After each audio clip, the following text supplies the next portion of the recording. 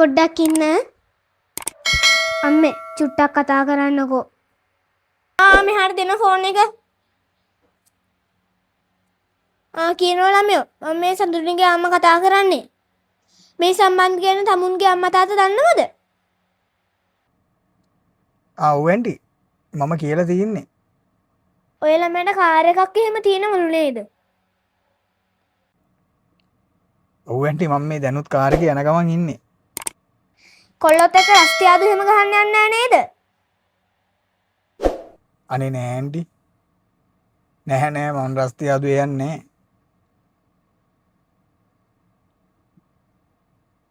ඔව් ඔව්. ඔය ළමයා බොනවද? එහෙම නෑ ඇන්ටි. ඉතින් පඩි ගත්තාම නම් ඉතින් ටිකක් බොනවා.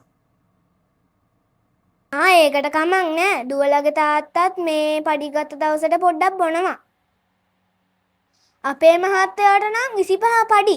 පුතාට කවද්ද? මට නම් දවස් පඩි ඇන්ටි.